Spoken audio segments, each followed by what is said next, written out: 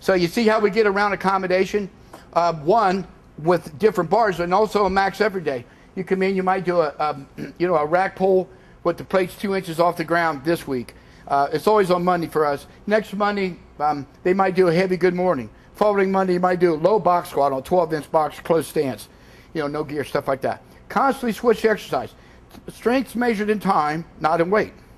I squatted 900 pounds when I was 50 years old in a contest. Yeah.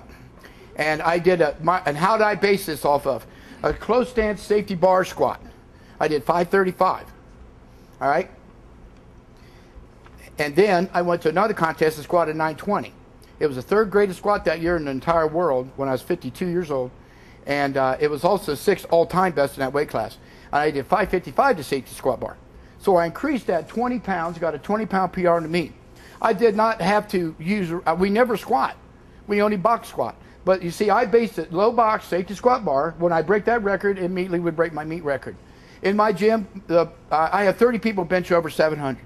I have 4 over 800. I have a 21-year-old bench 825. In a t-shirt, he can bench 550. And we're proud. We've got to wear gear like football players wear helmets. All right. And their favorite exercise is they use 200-pound of chain looped on a bar. When they break a record on a floor press, they'll invariably break a bench record to meet. So you got it. There's testers and there's builders. How do you build a bench, and how do you know if your bench got better? Like if this guy beat me up, we'll say, I like fights. If this guy beat me up, and I'm not going back to his house next week and letting him beat me up again. I'm going to stay around, go to him, learn how to fight him, then until I think I could beat him, have a chance. And that's what we do see. So we have builders, and then we have a tester. You'd be my tester. But my sparring partners would be my builders. Just like exercises.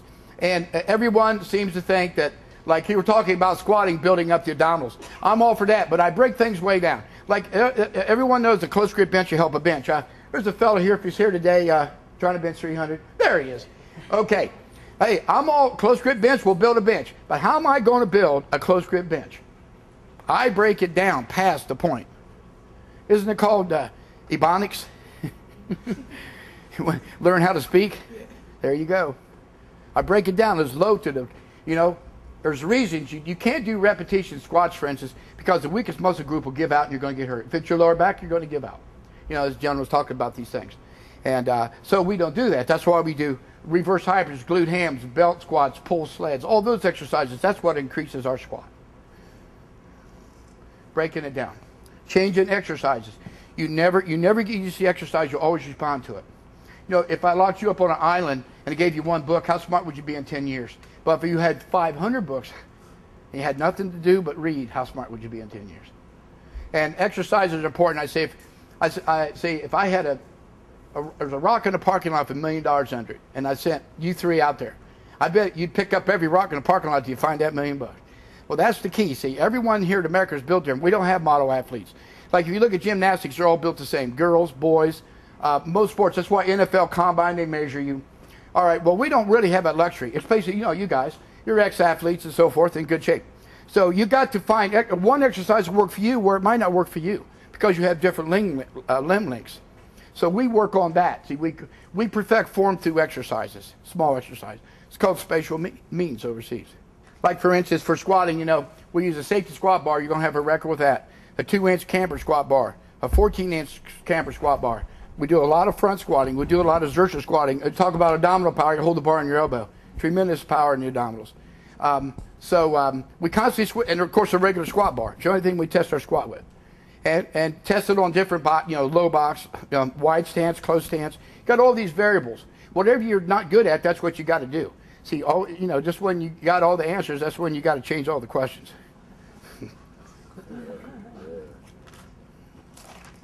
Same thing in the bench press.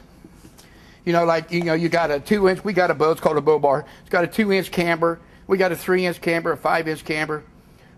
We got an arch bar, just tilt like this, teach you to press out. We always want to press your hands apart when you bench, not inward.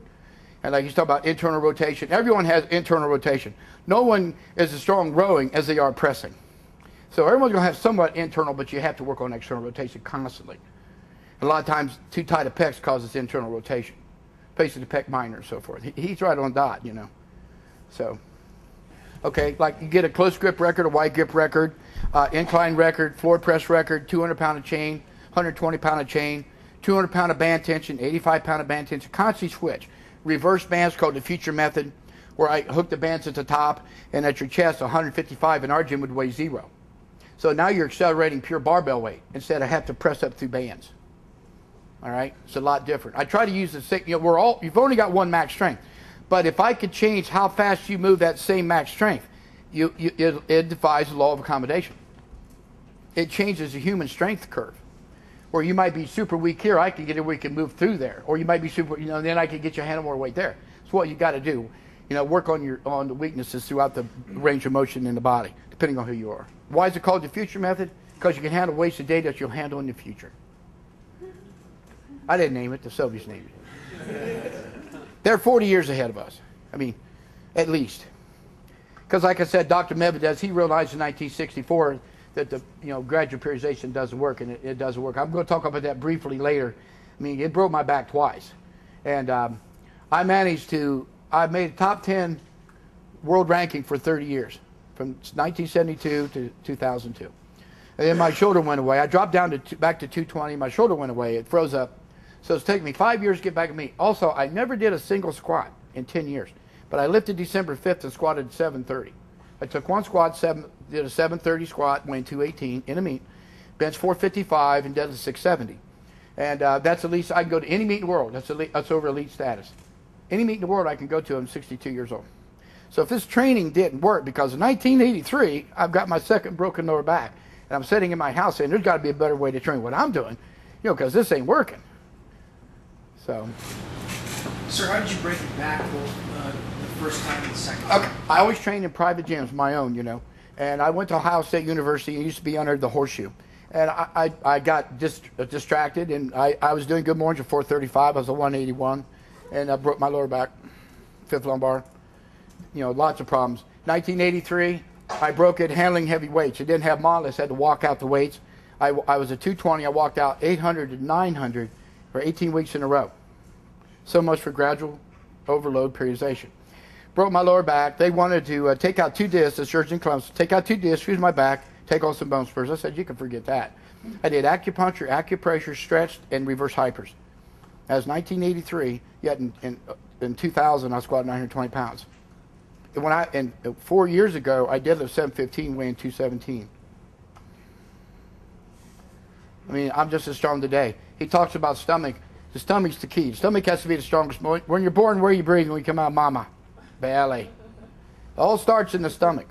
The stomach has to be, in my opinion, your stomach has to be the strongest muscle. If you don't flex that first, you're going to have bad back problems. I'll explain how I do all 90% of my abs standing up. I don't do them laying down. I do all static abs. I pull stuff down like this, like that, like Muay Thai kicks. I train some fighters. I pull a lap bar down like that because you're static. You talk about rotation. Your stomach here. Just, yeah. Stick your fingers here now. No, don't punch me. No, I want you to stick them in there. Hard.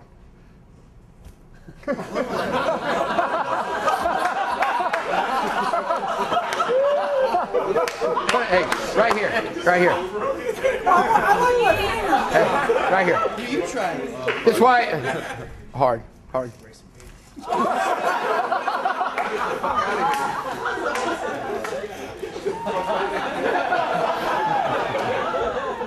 To master Kung Fu, the training must be severe.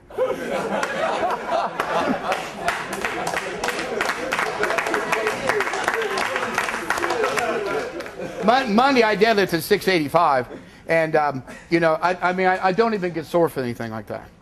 At my age, I should be really sore. It's not like I don't have arthritis. I've had lots of injuries, but I don't get sore. Why? Because my stomach can train the stomach like that.